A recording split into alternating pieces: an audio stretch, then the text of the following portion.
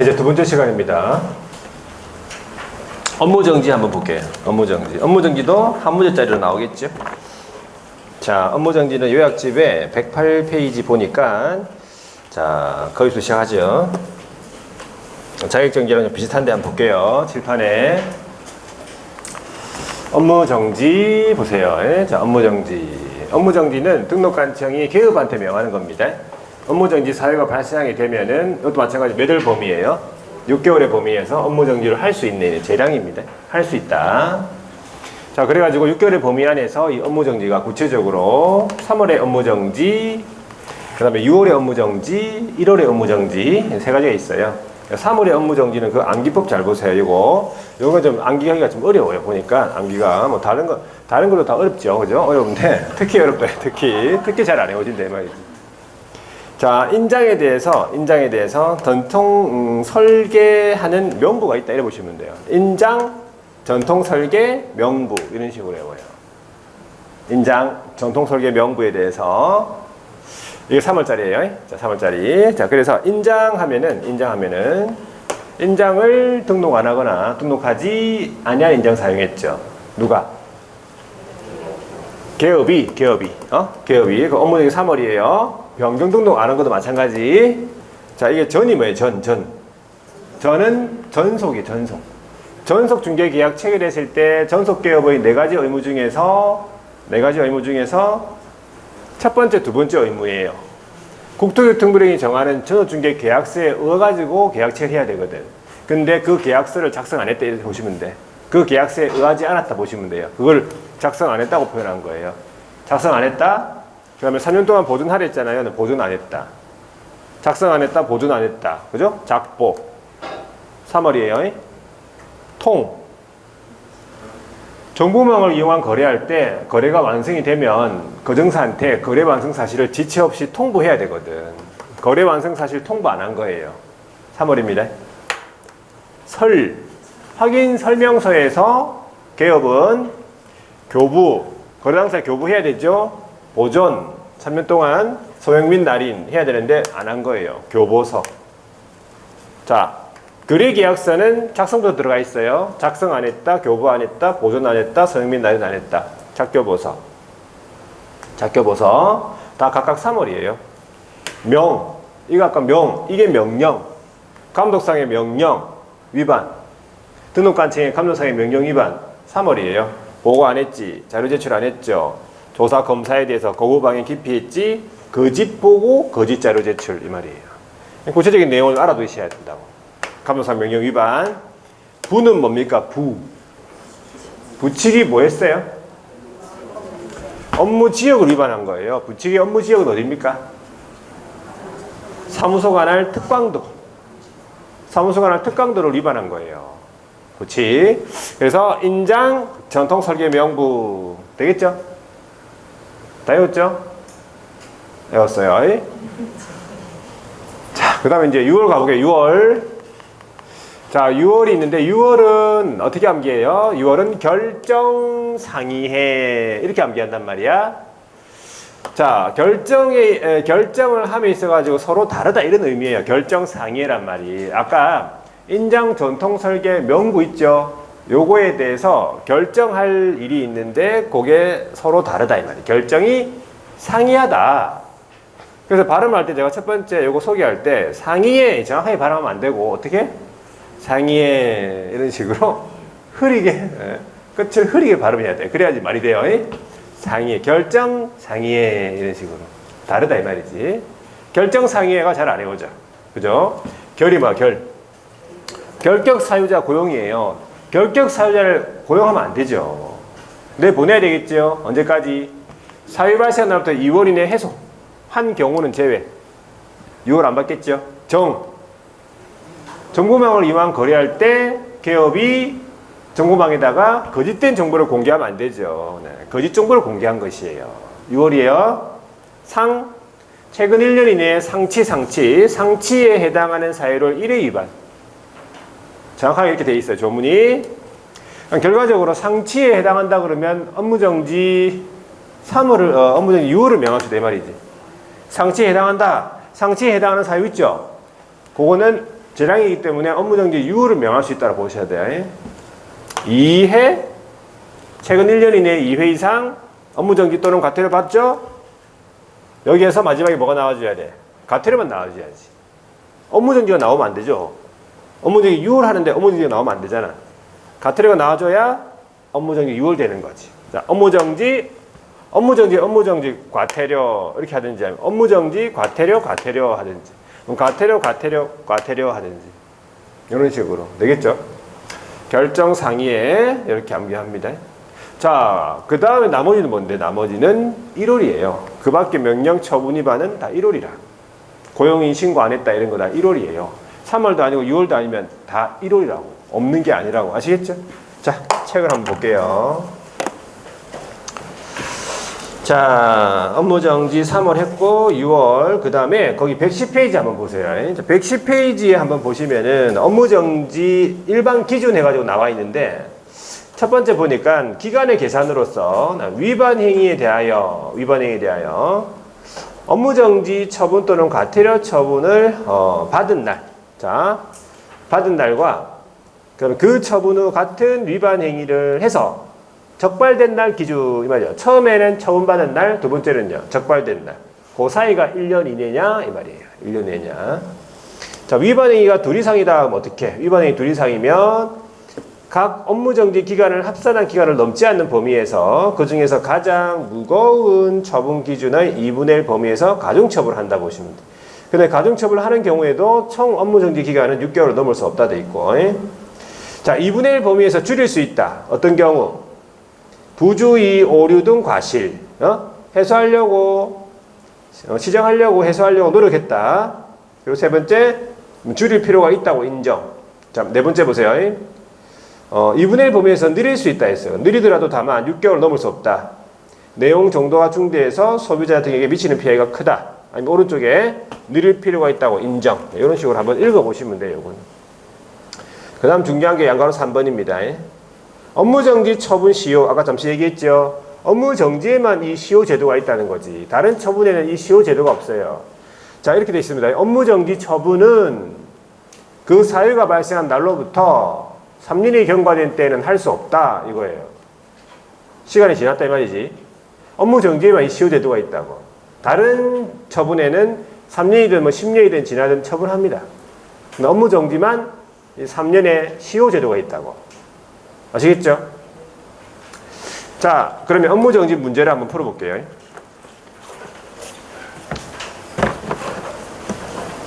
페이지 143페이지에 15번 문제. 업무정지 명할 수 있는 것은 모두 몇 개?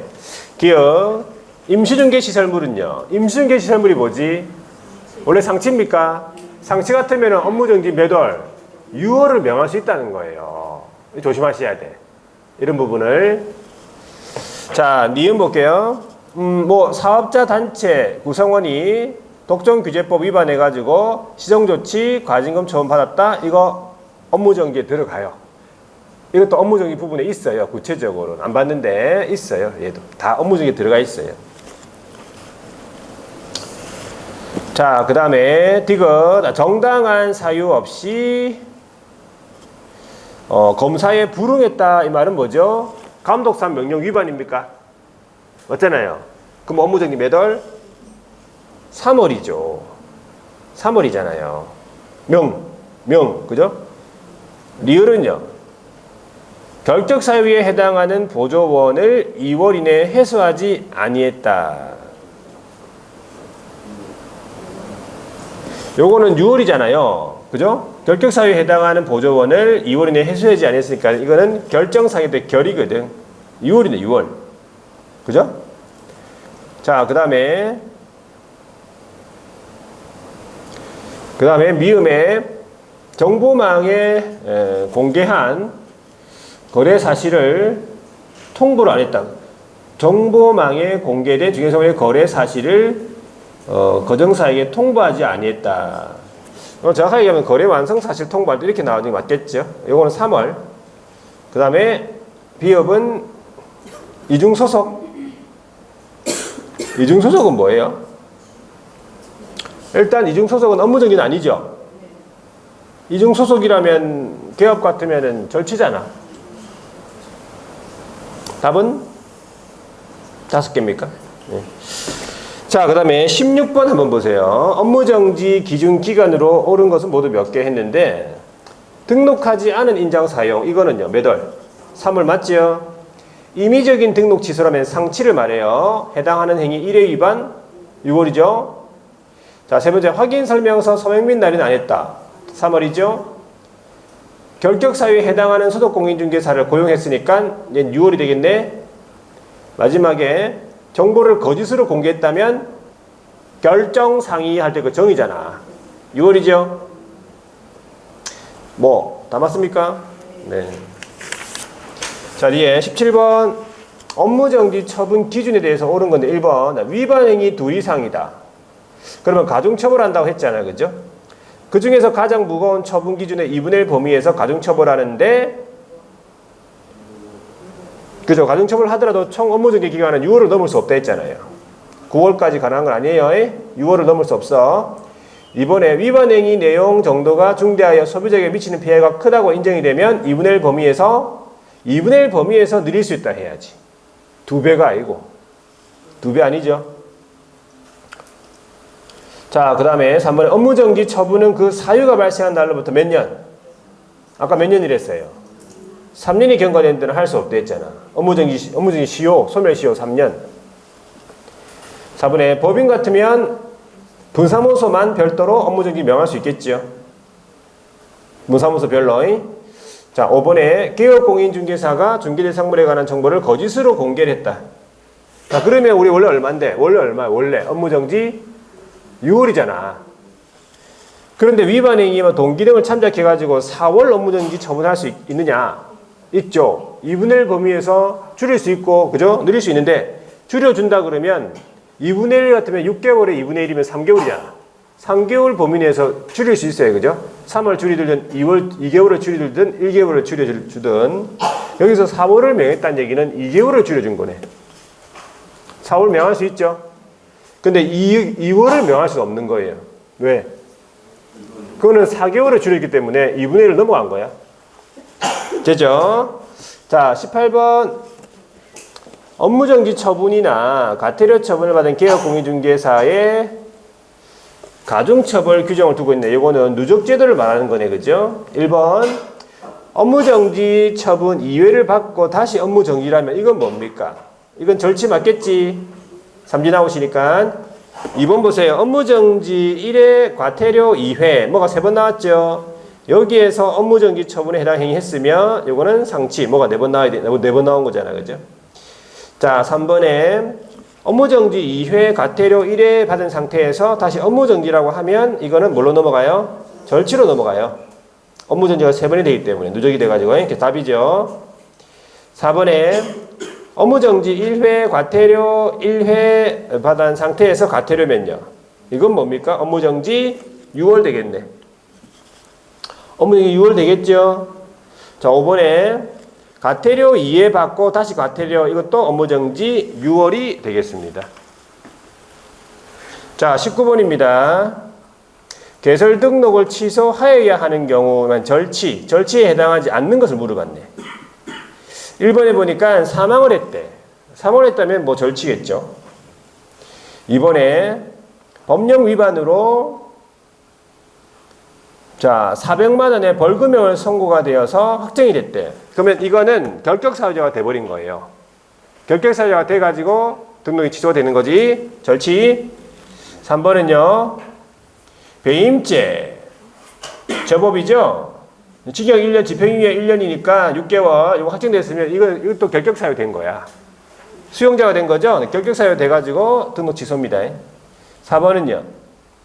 법령 위반해가지고 1회 업무정지, 2회 과태료 받고 다시 업무정지라고 하면 뭐예요? 이거는 상치로 가는 거지. 절치는 아니에요.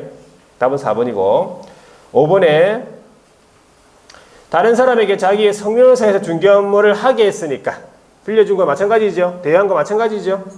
절치입니다. 절치예요. 되겠죠?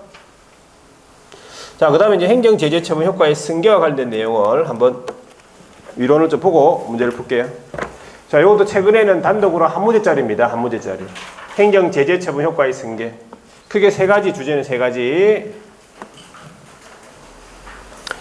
자, 행정 제재 처분 효과의 승계를 한번 볼게요. 페이지는 111페이지 들어있네, 그죠? 자, 칠판에 보세요. 자, 행정 제재 처분 효과의 승계라고 해가지고 첫 번째 해야 되는 게 개업이 폐업을 마음대로 해도 되고 재등록에 결격 사유가 없는 한 재등록도 마음대로 되고 중요한 건 뭡니까?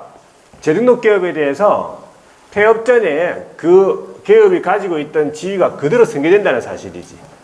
사라진 게 아니죠. 사라질 것 같으면은 다 한건 해놓고 폐업하지. 한건 해놓고 폐업하고 등록하고 이런 식으로. 사라지는 게 아니기 때문에 요거 폐업 전에 개업의 지위 승계 요걸 알아두셔야 돼요.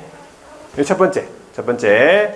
두 번째는 뭐냐 하니까 이 재등록이 폐업을 하기 전에 어떤 처분을 받았냐? 업무정지 처분, 과태료 처분을 받고 폐업한 거예요. 처분을 받고 폐업을 했죠? 그 다음에 재등록을 했단 말이야. 그러면 그 재등록한 기업에 대해서 처분의 효과, 그 업무정지나 과태료 부과 처분의 효과가 언제까지 승계되느냐 하니까 그 처분일로부터 몇 년간? 1년간 승계된대. 처분일로부터 1년간 재등록기업한테 승계된다 이 말이겠지. 1년이 처분일부터 1년 지났으면 승계 안 된다 이 말이지. 1년간 승계되기 때문에 요 사이에 다시 업무정지 과태료 처분을 받게 되면 누적이 되는 거예요. 누적이. 그래서 폐업 전에 어떤 처분의 효과, 폐업 전에 받은 그 처분의 효과 승계는 처분을 따져야 돼요. 문제에서. 폐업일을 따지면 안 돼요. 아시겠죠? 처분이라고 폐업이라고 뭐 같을 수도 있고 다를 수 있기 때문에 처분일을 따져야 됩니다. 폐업일이 나오면 틀린 거고 여기 1년이에요. 3년 아니에요. 여기 두 번째고. 세 번째는 뭐냐 하니까 등록관청이 재등록기업한테 폐업을 하기 전에 이 재등록이 어떤 사유가 발생이 됐냐면 등록 취소 사유 아니면 업무정지 사유. 사유가 발생해가지고 등록관청으로부터 처분이 내려지기 전에 폐업한 거예요. 스스로. 그래가지고 1년 놀고 2년 놀고 3년 놀다가 재등록을 했죠. 그래가지고 그 재등록 기업에 대해서 폐업 전의 사유, 등록 취소 아니면 업무정지의 사유에 해당하는 위반 행위를 이유로 행정처분을 할 수 있습니까? 있단 말이에요. 왜? 폐업 전에 기업의 지위를 그대로 승계한다 했잖아요. 사라지는 게 아니라고. 그 폐업 전에 사유들이 등록 취소 업무정지 사유들이 사라지는 게 아니에요. 다시 재등록하면 그대로 따라옵니다. 그래가지고 폐업 전의 사유로 행정처분을 할 수 있단 말이지. 할 수 없는 경우가 처분할 수 없는 경우가 두 가지. 첫 번째가 뭐냐 하니까 이 재등록이 폐업을 하고 다시 등록할 때까지의 기간을 뭐라 합니까? 네 글자로 폐업 기간이라고 하죠. 농기간이죠. 신기간이잖아. 이 폐업 기간이 3년 초과됐다. 3년 놀다가 왔다. 그러면 재등록기업한테 폐업 전의 사유로 어떠한 행정처분도 안 한다 이 말이야. 알아서 3년 놀았으니까 인정해 주겠다는 얘기죠. 근데 업무정지 같으면 3년까지 갈 필요 없다. 업무정지는 많이 받아봐야 6개월이기 때문에 업무정지는 1년만 초과되면 폐업기간이 1년만 초과되면 업무정지 안 하겠다는 얘기예요. 그래가지고 폐업 전의 사유로 재등록기업한테 행정처분을 할 수 있냐 없냐를 따질 때는 폐업기간을 따져야 돼요. 문제에서 폐업일이 언제, 다시 등록일이 언제, 요 기간이 3년 초과됐냐 1년 초과됐냐 이걸 따져야 돼요. 그게 끝이에요. 자, 폐업 전에 처분받은 그 효과 승계는 폐업 전에 그 처분의 효과 승계는 처분을 따지는 거고 1년 됐냐 안 됐냐. 그리고 폐업 전의 사유로 재등록기업한테 행정처분을 할 수 있냐 없냐는 폐업기간을 따져야 돼요. 3년 초과됐냐 1년 초과됐냐. 그거밖에 없어요. 되겠지까지? 그리고 재등록기업에 대한 그러면 결격기간은 어떻게 따질 것이냐. 자, 폐업 전의 사유로 재등록한테 등록 취소 처분했다 치자. 그러면 처분했겠지. 그럼 처분일부터 기본 3년이거든. 여기다가 뭘 빼주느냐 하니까 자기가 농기간이 스스로 농기간. 그게 폐업기간이잖아요. 2년 놀다 왔죠? 그러면 3년에서 2년 빼고 1년간만 결격기간이 되는 거예요. 폐업 전의 사유로 처분했을 때. 인정해 주겠다는 거지. 되겠지, 여기까지? 자, 그래서 이런 내용들만 알아두시면 돼요. 문제를 바로 풀어볼게요. 자, 20번 문제 145페이지 20번입니까? 폐업 신고 전에 위반 행위 및 행정처분 효과 승계에 관련 내용 옳지 않은 거 1번 자, 개업공인중개사가 폐업 후 다시 등록을 한 때에는 폐업 전에 개업의 지위 승계한다 했어요. 맞죠? 자, 이번에 폐업 전에 개업에 대한 업무정지 처분 사유, 과태료 처분 사유에 행한 행정처분의 효과, 처분 효과라고 했잖아. 처분 효과는요, 그 처분을 또 몇 년간? 1년간 재등록기업한테 승계된다고 해야지. 1년간. 처분받은 날부터 1년간 승계요. 처분의 효과. 틀렸지. 자, 3번. 재등록기업한테 폐업 전에 위반 행위에 대하여 행정처분함에 있어서 폐업기간, 폐업사유 이런 거 다 고려해야 됩니다. 맞고. 4번에 재등록기업에게 폐업 전에 위반 행위에 대한 행정처분이 등록 취소에 해당하는 경우에 폐업기간이 3년을 초과하는 경우에는 행정처분을 할 수 있다 없다? 없지. 3년 놀다 왔으니까. 자, 5번에 재등록기업한테 폐업 전에 위반 행위에 대한 행정처분이 업무정지에 해당한다면 자, 폐업기간이 1년 초과되면 업무정지 할 수 없다. 이 말이에요. 다 그대로 나와 있죠? 자, 21번에 한번 보세요. 행정처분과 관련된 설명으로 옳은 것은 자, 1번에 법인의 대표자가 폐업 신고 후에 재등록을 한 때에는 폐업 신고 전에 그 법인 대표자의 지위를 승계하는 거예요. 법인 대표자가 일을 다 했기 때문에 법인에 대해서는 그 대표자가 그 지위를 그대로 승계한다 보시면 돼요. 그래서 옳은 지문이고요. 이번에 폐업 전에 개업에 대하여 위반 행위를 사유로 행한 업무정지 처분의 효과는 언제서부터? 처분일로부터 1년간 재등록기업한테 승계된다 해야지. 처분일로부터 3번에 행정처분은 그 사유가 발생한 날로부터 3년이 경과된 때는 할 수 없다. 이거는 뭘 얘기하냐면 시효제도를 말하는데 행정처분은 한번 틀렸어요. 모든 행정처분은 다 3년의 소멸시효가 있는 게 아니고 뭐에만? 아까 업무정지에만 3년의 소멸시효 있대잖아. 지금 이 내용이랑 아까 이 업무정지의 소멸시효는 다른 거예요. 헷갈리면 안 돼요. 이거 같은 걸로 생각하면 안 돼요. 막 3년이 또 나오니까 뭐 같은 거 아니고 3년 아닙니다. 소멸시효고 그거는 소멸시효고 업무정지 소멸시효고 얘는 제도가 틀린 거예요. 그래서 업무정지 처분 이렇게 해야 돼. 업무정지 같으면 처분은 그 사유가 발생돼도 3년의 경과될 때는 할 수 없다 해야 돼. 구체적으로. 행정처분이라고 해놓으면 안 돼요. 여기서 업무정지 처분을 해야 돼. 아시겠죠? 4번에 업무정지 또는 자격정지의 기준은 어디로 정해놨냐면 정지 처분의 기준은 국토교통부령이에요. 정지의 처분 기준은 국토교통부령이고 그 과태료 있죠? 과태료 처분 기준은 대통령령으로 되어 있어요. 자, 4번에 분사무소에 대한 업무정지 처분은 분사무소 소재지구나 시군과 하는 게 아니고 주된 사무소 등록관청이 하는 거예요. 모든 서류들이 다 주된 사무소에 다 있잖아요. 자, 22번 볼게요. 옳으면 틀리면 X 해가 주어진 사례의 조건만 고려하면 되어 있는데 기억 볼게요. 등록증을 대여한 날부터 2개월 후에 폐업을 했고 2년의 폐업 기간이 경과된 후 다시 해서 한 경우에 위 대여 행위를 이유로 업무정지 처분을 할 수 있냐 했는데 자, 요거는 주어진 사례의 조건만 고려했기 때문에 폐업 전의 사유로 업무정지를 하려면 폐업 기간이 1년이 안 돼야 되죠. 근데 폐업 기간이 몇 년 됐어? 2년이 됐다잖아요. 그럼 1년 초과됐죠. 그래서 폐업 전의 사유로 업무정지를 할 수 없다고 보시면 돼. 주어진 사례의 조건만 고려하기 때문에. 이 내용이 맞냐 안 맞냐가 중요한 게 아니에요. 그 제재가 맞냐 안 맞냐가 중요한 게 아니에요. 문제 출제 의도가. 무슨 말인지 아시겠죠? 원래 대여면은 등록 취소잖아. 그죠? 등록 취소면은 원래 업무정지 할 수 없다. 등록 취소를 해야 된다. 이 말이 맞는데 업무정지 할 수 없다 해가지고 그래 풀어도 되는데 그래 푸는 문제가 아니에요. 얘는 원래. 주어진 사례의 조건을 고려하기 때문에 폐업 기간이 2년이 됐기 때문에 1년 초과됐기 때문에 폐업 전의 사유로 업무정지 처분을 할 수 없다. 이래 되는 거예요. 할 수 있다가 틀렸지. 자, 두 번째도 보세요. 미성년자를 보조원으로 고용했죠.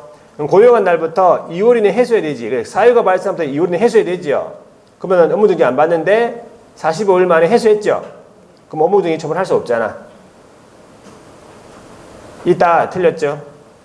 자, 이것도 업무정지 사유에 해당하는 거짓보고를 한 날부터 1개월 후에 폐업했고 4년의 폐업 기간이 지난 후에 등록했죠. 거짓보고를 한 행위를 이유로 업무정지 처분할 수 있다 없다? 없지. 4년이나 지금 놀았대잖아. 업무정지는 1년만 초과되면 못하는데 그죠? 자, 그래서 다 틀렸다 이 말이지. 23번 보세요. 행정제재 처분 효과 승계 등에 대해서 옳은 것은 모두 고른 것은 기억. 폐업 신고 전에 개업에게 한 업무정지 처분 효과는 그 처분로부터 1년간 재등록기업한테 승계되는 거예요. 틀렸지? 니은 폐업기간이 2년을 초과한 재등록기업에 대하여 폐업 신고 전에 업무정지에 해당하는 사유를 위반한 이유로 업무정지 할 수 있다 없다? 없지. 1년 초과됐잖아. 그죠? 맞는 말이죠? 그리고 폐업 전에 개업에게 한 가태료 부과처분 효과. 가태료 부과처분 효과도 1년간 승계되는 거죠. 처분일로부터. 근데 10개월이 된 때에는 그 재등록기업한테 승계된다 안 된다? 승계되지. 아직 1년 안 됐잖아. 맞는 말이죠? 리얼 폐업기간이 3년 6개월 무슨 말이에요? 3년 6개월 무슨 말이에요? 3년 초과됐다 이 말이겠지? 재등록기업한테 폐업 전에 개수등록 취소 사유에 해당하는 위반 행위 이유로 등록 취소 처분할 수 있다 없다? 없지. 3년 초과됐으니까. 이렇게 푸는 거예요. 어려운 거 없어. 어이? 아시겠죠? 자, 24번 볼게요. 행정제재 처분 효과의 승계에 대한 내용으로 옳은 것을 모두 고른 것은 기억. 날짜가 나오죠. 그러면 막 순간적으로 헷갈릴 수 있어요. 자, 2020년 11월 16일 과태료 부과처분을 받았대. 그러던 다음에 폐업을 언제 했어? 2020년 12월 16일 폐업했지. 그러면 다시 언제 등록했냐? 2021년 10월 15일 등록했대. 그랬을 때 그 재등록한 기업에 대해서 가태료 부과처분의 효과는 승계됩니까? 안 됩니까? 처분 효과 승계는 처분일을 따져야 돼요. 처분일이 언젠데? 2020년 11월 16일이야. 그럼 처분이 재등록일은요? 10월 15일. 그러면 1년 안 됐네. 1개월 모자라네. 그러면 승계되는 거예요. 그렇죠? 1년간 승계되니까 승계되겠지. 그러니까 여기서는 처분일을 따지는 거예요. 자, 그 다음에 니은해 보세요. 2020년 8월 1일 날 전후중개 계약서에 의하지 아니하고 계약 체결한 후 등록관청에서 처분이 내려지기 전에 폐업했다 이 말이야. 이 뜻은. 그래가지고 2020년 9월 1일 폐업했다가 21년 10월 1일 등록했네. 그죠? 그러면 그 폐업 전의 사유로 업무정지 할 수 있다 없다? 자, 폐업 전의 사유로 업무정지를 하려면은 1년이 초과 안 돼야 되는데, 자, 이거는 폐업기간 따져야 되죠. 폐업이 2020년 9월 1일 했고 재등록을 21년 10월 1일 했으면 1년 넘었네. 1년 1개월 됐네. 1년 1개월 됐으면 1년 초과됐잖아. 그러면 폐업 전의 사유로 업무정지 못해요. 할 수 없다 해야지. 틀렸죠? 자, 디귿 보세요. 2018년 8월 5일 다른 자기 상호사의 중개 업무를 하게 했지요. 2018년 9월 5일 폐업 신고했다가 2021년 10월 5일 다시 등록했지요. 이 재등록기업한테 폐업 전의 사유로 등록 취소 처분을 할 수 있습니까? 자, 18, 19, 20, 21 지금 3년 1개월 됐네. 그죠? 3년 1개월 있으면 3년 초가 된 겁니까? 그러면은 폐업 전의 사유로 등록 취소 할 수 없어요. 그래서 폐업 전의 사유로 처분을 할 수 있냐 없냐는 폐업 기간을 따져야 돼요. 폐업일로부터 다시 등록할 때 기간, 폐업 기간. 그리고 폐업 전에 받은 처분, 업무정지 과태료 처분의 효과 승계는 처분일을 따져야 돼요. 처분일로부터 1년 됐냐 안 됐냐. 그 두 가지밖에 없어. 자, 그 다음에 뒤로 넘어와서 25번은 뭐냐 보니까 업무정지 사유이면서 소속의 자격정지 사유를 물어보는 거죠. 기억. 두 개 동시에 되는 거. 인장등록을 안 했다라고 하면 업무정지 몇 월인데? 3월이고 자격정지는 3월이잖아요. 해당되죠? 니은도 보세요. 확인설명서 서명 및 날인 안 했다. 업무정지 3월, 자격정지 3월. 디귿. 거래계약서도 서명 및 날인 안 했다. 업무정지 3월, 자격정지 3월. 맞죠? 리을에 확인설명서를 교부하지 않는 건 업무정지 3월, 자격정지는 없고 교부는 기업이 해야 될 일이지 소속이 해야 될 일이 아니잖아요. 아시겠죠? 자, 26번에 자격정지 처분과 업무정지 처분에 대한 틀린 건데 1번 자격정지 처분은 자격증 교부 시도지사, 업무정지 처분은 등록관청 맞죠? 2번 자격정지 처분의 대상은 소속, 업무정지 처분의 대상은 개업 맞죠? 자 3번에 자격정지 기간 또는 업무정지 기간 중에 있는 자는 중개업하면 안 돼. 할 수 없어. 자 4번에 업무정지 처분은 그 사유가 발생한 날로부터 일정한 기간이 경과된 때에는 할 수 없으나 맞죠? 이 시효 3년 경과되면 할 수 없다 했지. 업무정지는. 자격정지는요 그에 관한 규정이 없다는 거지. 3년 지나도 처분합니다. 자격정지는. 5번에 이중소속을 한 경우에 소속공인중개사는 자격정지 사유 6월이죠. 자, 기업공인중개사가 기업공인중개사 이중소속을 하면요.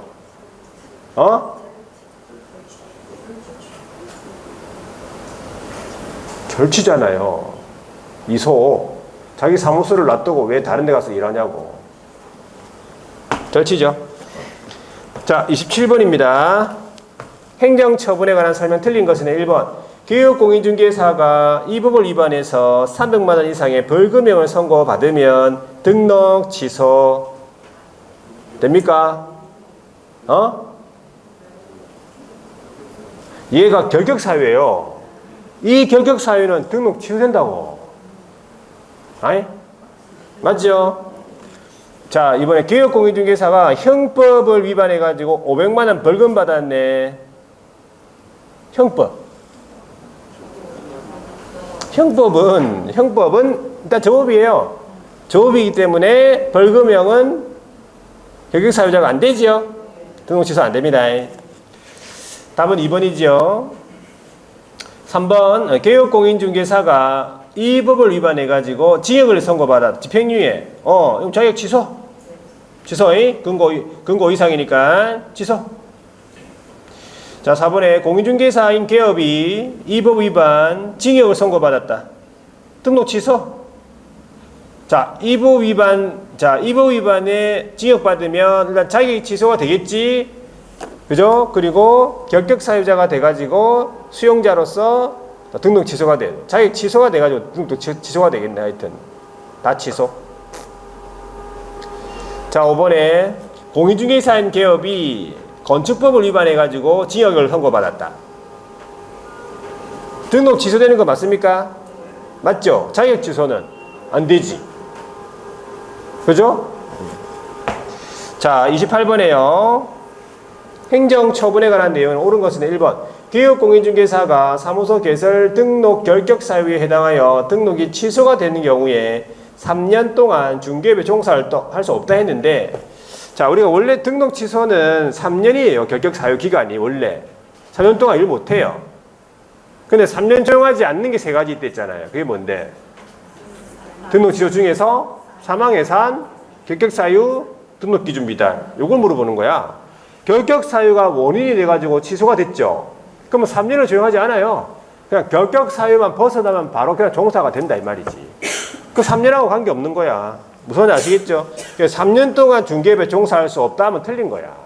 3년을 적용받지 않으니까. 결격 사유만 해소가 되면 종사할 수 있다. 결격 사유 해소 안 되면 종사할 수 없다. 이렇게 되는 거 맞는 거지. 뭔지 아시겠죠? 이번에 기업공인중개사가 이 법을 위반해가지고 업무정지 처분을 받은 후에 그 위반 행위로 다시 300만 원 이상의 벌금형을 선고받았대. 그러면 등록이 취소가 되겠지 뭐 결격 사유자로서. 옳은 지문이에요. 3번에 기업공인중개사가 중개대상물에 대하여 성질 정확하게 확인 설명하지 아니하는 경우나 확인설명서를 3년 동안 보존하지 않은 경우 업무정지 처분 사유 아니지요. 기업이 성질 정확하게 설명하지 않은 건 업무정지 아니에요. 500만 원 과태료예요. 그리고 보존하지 않은 것은 업무정지 3월이지 뭐. 서로 틀리죠. 4번에 둘 이상의 계약서를 작성한 경우하고 5년 동안 보존하지 않은 경우 행정처분 동일합니까? 이중계약서는 뭡니까? 상치예요. 보존하지 않은 것은 업무정지 3월 되겠죠. 자, 5번에 보증 설정하지 아니하고 업무 개시. 이건 상치예요. 중개 완성 시 보증 설정 사항에 대하여 설명도 하고 증서사본 교부하고 이런 거 해야 되죠. 그러니까 증서사본 교부 안 한 것은 이거는 이게 손자반 해가지고 100만 이하 중에서 30만 원이야. 과태료예요. 그죠? 그리고 보증 설정을 안 한 거는 이거는 상치예요. 서로 틀려. 제재가. 아시겠죠? 모두 100만 원 아니죠? 네. 자, 됐어. 그 다음에 협회로 한번 가볼게요. 자, 해서 행정처분은 이 정도로 정리하시면 되고, 자, 협회로 한번 가볼게요. 공인중개사 협회가 112페이지. 자, 칠판 한번 보세요. 협회. 공인중개사 협회라고 합니다. 네, 기업 공인중개사 협회가 아니에요. 공인중개사 협회라고 하면 이름이, 자, 처음에 협회 설립에 관해서 설립권자가 누굽니까? 이게 개인인 기업이야. 설립권자는 개인인 기업. 개인인 기업은 두 사람이에요. 공인중개사인 기업이랑 부칙 합쳐가지고 개인인 기업이죠. 법인인 기업은 협회를 설립할 수가 없다. 경업 위반이기 때문에 목적은 뭐냐? 회원들의 자질 향상, 품위 유지, 중개업 제도 개선, 운영하는 업무 효율적 수행인데 목적은 뭐 의미 없고 중요한 건 뭐냐? 협회 설립을 할 수 있네. 이게 중요하죠. 할 수 있다 이 말이 무슨 말이야? 할 수 있다. 할 수 있다 이 무슨 말이야? 어? 이미 설립이 된 말이지. 할 수 있다. 요거 좀, 요런 대답이 좀 딱 나와줘야 되는데, 아직까지 좀 안 되네, 그죠? 이미 설립. 할 수 있다, 무슨 말이야? 이미 설립. 자, 다음에 혹시 물어보면 대답하세요. 할 수 있다, 무슨 말이에요? 이미 설립이다. 설립 안 해도 된다, 이 말이겠지? 의무가 아니라는 얘기겠죠? 그리고 여러 개 설립할 수 있다. 무슨 말이에요? 여러 개 설립. 복수 설립. 그리고 회원으로 가입해도 되고 안 해도 되고. 이미 가입. 좀 되네. 자, 그래서 요 세 가지 성격이에요. 성격. 설립을 하려면 뭘 설립하는가? 설립을 하려면 없네. 법인으로 설립. 여기서 원래 법인 중에 법인 적어놔야 돼. 법인으로 한다라고 돼 있어요. 조문에. 설립을 하려면 법인으로 한다. 법인으로 하는데 구체적으로 사람이 모였죠. 사람 모였으니까 무슨 법인? 사단법인이에요. 영리 목적이 아니라서 비영리 사단법인. 이걸 기억합니다. 비영리 사단법인으로 설립을 하기 때문에 협회에 대해서 공인중개사법에서 규정된 것 제외하고는 민법 중에서 사단법인에 관한 규정을 준용한다 했어요. 재단법인 아니고 조합 아니고. 되겠죠? 이거 시험 지문이야. 자, 이제 절차. 설립을 하기 위해서는 발기인이 모입니다. 정관 작성하죠. 규칙. 참임총회 의결을 거쳐요. 국장의 인가를 받음으로써 설립되고 그 설립에 관한 등기함으로써 뭐 된다? 성립한다 이 말이죠. 등기를 함으로써 성립한다 이래 돼야 돼. 인가를 받음으로써 성립한다 하면 틀린 거예요.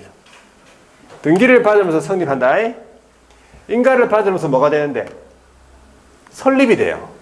협회가 설립 자체는 인가, 설립 인가주의. 설립 인가주의, 설립 허가주의 아닙니다. 설립 인가주의. 아시겠죠? 등기를 해야 성립한다. 인가를 받으면서 성립한다 하면 틀린 거라고. 자, 발기인이 몇 명 모여? 300인 모이죠. 정관 작성합니다. 창립총회에서 몇 명 출석? 600명 이상 출석해야 돼, 회원. 회원들은 다 개업이에요. 발기인도 개업이라고. 그래서 요 600명 안에서 서울에서 몇 명 와야 돼? 100명 이상, 나머지 광도 특도에서는 각각 20명 이상 출석해야 돼요. 너무 빨리 지나갔네. 자, 요 정족수를 단독으로 한 문제다. 단독으로 한 문제짜리. 단독으로. 아시겠죠? 요거 외워놔야 돼. 자, 그 다음에 산하조직이죠. 산하조직. 협회의 주된 사무소는 반드시 두어야 한다. 맞아. 있어야 돼요. 근데 서울에 두어야 한다. 그거는 삭제가 됐고. 삭제가 됐고.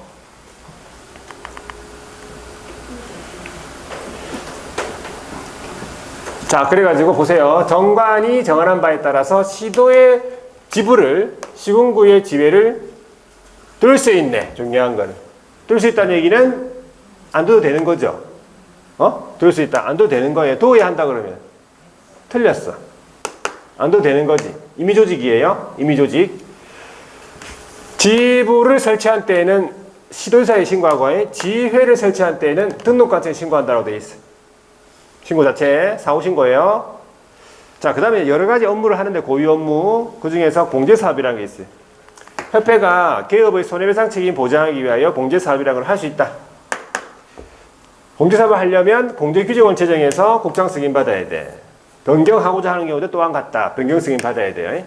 그래, 공제규정의 내용에는 어떤 게 있냐 보니까 공제사업 범위부터 해가지고 공제계약 내용, 공제금, 공제료, 회계기준이랑 책임준비금 적립비율 이런 내용이 들어가 있어요. 여기 책임준비금 적립비율 시험 문제 물어봅니다. 얼마나 정할 것이냐 하니까 공제료로 받은 수입액의 100분의 10 이상으로 정한다라고 되어 있어요. 협회 총 수입액이 아니고 공제료로 받은 수입액의 100분의 10 이상으로 정한다. 100분의 10 이상 들어가야 돼요. 자, 공제사업을 하기 위해서 이제 의무적으로 다른 회계와 구분해서 별도 회계관리, 다른 회계와 구분해서 별도 회계관리. 두 번째는 책임준비금은 공제금을 지급하는 데 사용해야 되는데 책임준비금 다른 용도로 사용하고 싶다. 그럼 국장 승인 받아야 돼. 그리고 운영실적을 공시합니다. 공제사업을 운영하면 운영실적 나올 거 아니야, 그죠? 그 운영실적을 언제까지 매 회계연도 종료 후 3개월 이내에 어디에다가 협회부 또는 일간신문 또는 일간신문 공시하고 홈페이지 게시되어 있어요. 그래서 운영실적을 공시하지 않으면 어떤 제재? 500만 원 이하의 가태료잖아요. 적선 해감할 때 그 운영실적 미공시. 그래서 알아두셔야 돼. 되겠죠? 자, 그 다음에 한번 볼게요. 그 다음에 책에다가. 자, 오른쪽에 115페이지 가보시면은 조사검사라고 있죠. 자, 조사검사 누가? 금융감독원의 원장이. 아무 때나 조사검사 하면 되는 게 아니에요. 국장의 요청이 있는 경우에 공제사업에 대해서 조사 또는 검사할 수 있다 이 말이지. 되겠죠?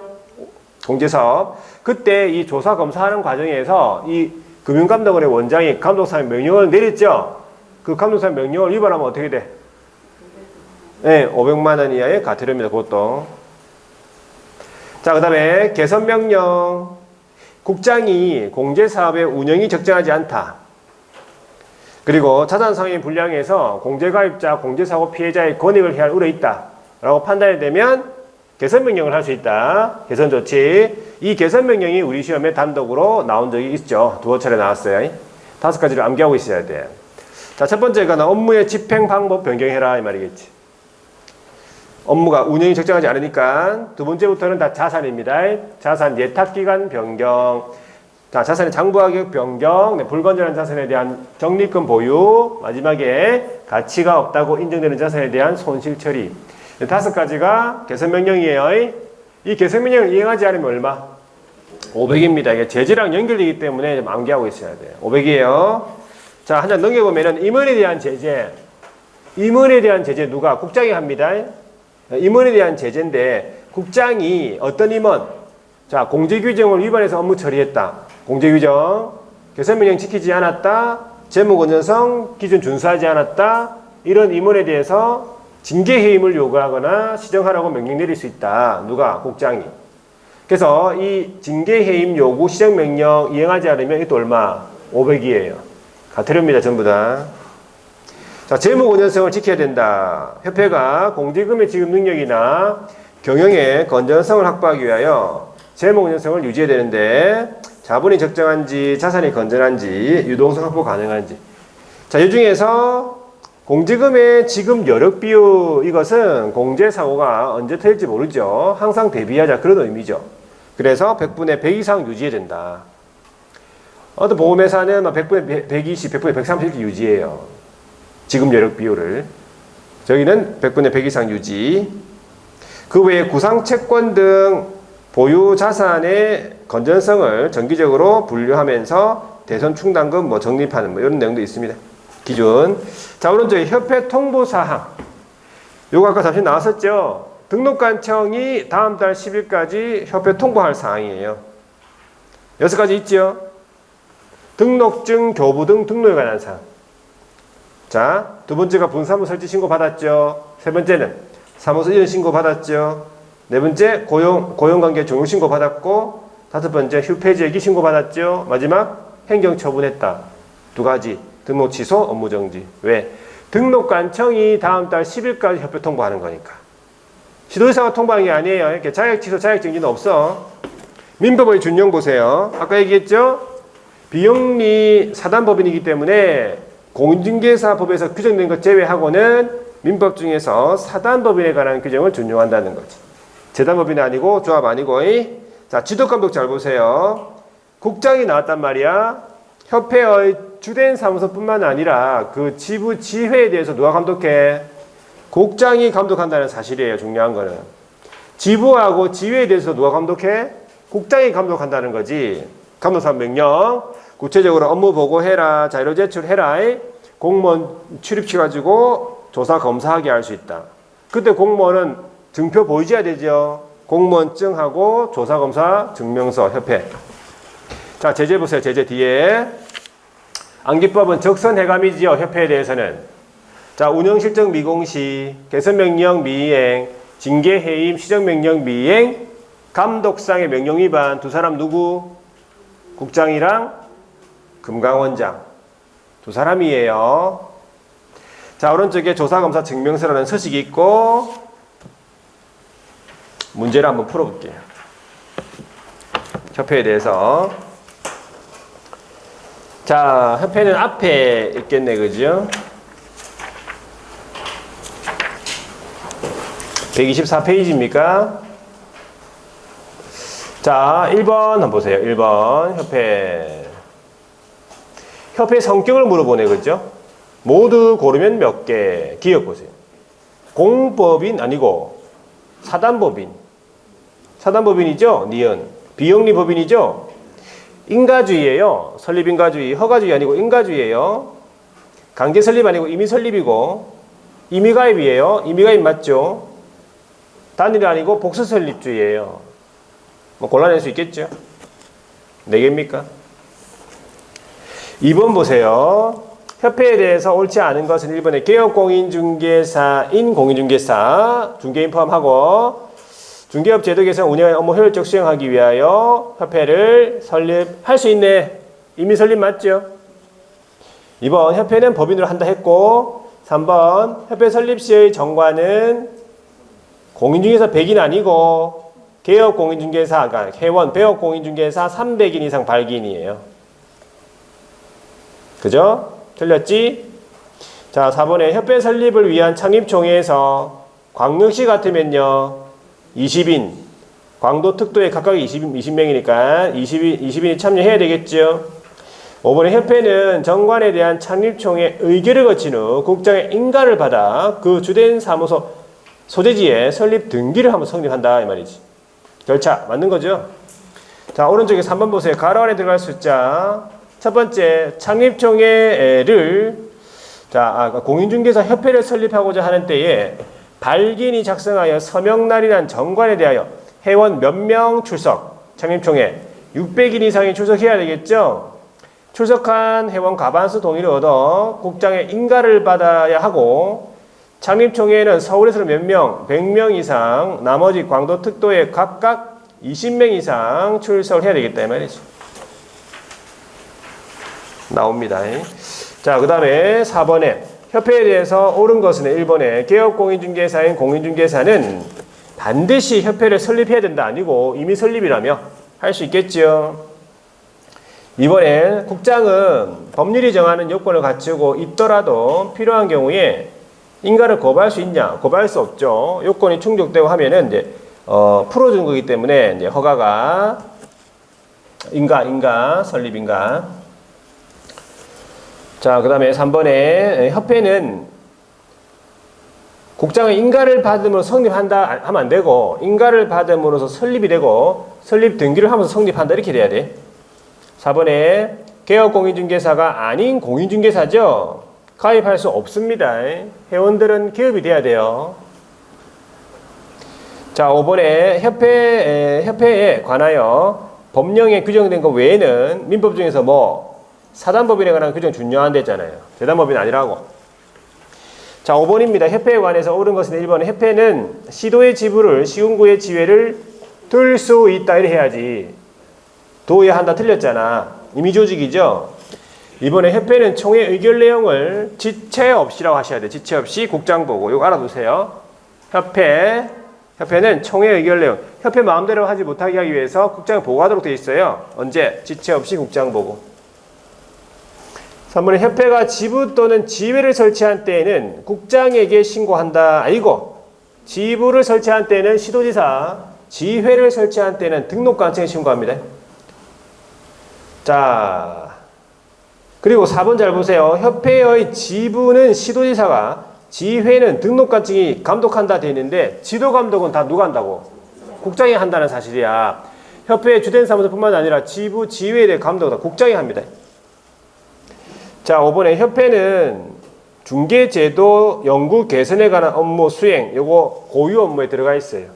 윤리위원장 재정 실천, 부동산 정보 제공, 뭐 공제사업 같은 거, 품위 유지 같은, 교육 연수 같은 거, 이런 거 다 고유 업무에 들어가 있어요.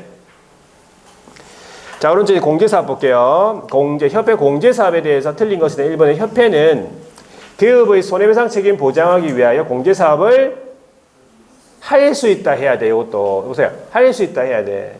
안 해도 되는 거죠. 의무가 아니에요. 1번 틀렸지. 2번 협회의 공제 사업은 회원 간 상호부조 목적이에요. 비영리 사업으로서 상호부조 목적이라고 알아두시면 돼. 비영리 사업으로서 상호부조. 자, 3번에 협회가 공제사업을 하고자 하는 때에는 공제규정 제정에서 국장 승인 받아야 되겠지. 변경하고자 하는데 변경 승인 받아야 돼요. 4번에 협회가 공제사업의 책임 준비금을 다른 용도로 사용하고 싶다. 국장 승인 의무. 5번에 협회는 대통령령으로 정하는 바에 따라서 매 회기년도 종료 3개월 이내. 자, 운영실적 공시해야 되죠. 그러니까 이제 이렇게 나와 있고 일간신문 협회보 등에다가 공시를 해야 된다라고 돼 있어요. 구체적으로는 이제 매 회기년 종료 후 3개월 이내에 협회보 또는 일간신문에 공시하고 홈페이지 게시하도록 돼 있어요. 자, 7번에 공제사업에 대해서 옳은 것은 모두 몇 개는? 첫 번째, 공제규정에는 공제금이 있었죠. 공제료. 그 다음에 정하되 변경할 경우에 공제규정 변경하고자 하는 경우에 변경 승인 받으라 했잖아요. 그죠? 틀렸고. 자, 맞고이. 자, 그 다음에 공제료는 공제사고 발생률, 보험료 등을 종합적으로 고려해가지고 결정을 한다는 얘기예요. 공제료 얼마인지. 자, 그 다음에 공제료라는 것이 이제 그 회원들이 내는 걸 말해요. 보험료처럼. 공제사업은 다른 회계와 구분해서 별도 회계 관리하라고 했죠. 맞고? 그럼 책임 준비금 적립 비율은 협회 총 수입액이 아니라고 했잖아. 공제료로 받은 수입액을 100분의 10 이상으로 정한다. 이렇게 해야지. 틀렸지? 마지막에 공제사업의 운영실적 매 회계년도 종료 몇 개월? 3개월 이내에 협회보 또는 일간신문에 공시하고 홈페이지 게시 이 말이에요. 3개. 자, 8번에요. 협회에 대해서 보니까 개선을 위한 명령, 개선 명령이에요. 5가지 있다고 했죠. 업무 집행 방법 변경 있었습니까? 자산 예탁기간 변경이 있었죠. 자산 장부 가격 변경이에요. 불건전한 자산에 대한 적립금 보기 있단 말이야. 공제사업의 양도 이런 명령은 없어. 요거 말고 뭐가 들어가야 돼요? 마지막에 가치가 없다고 인정되는 자산에 대한 손실 처리. 가치가 없으니까 손실 처리해야지.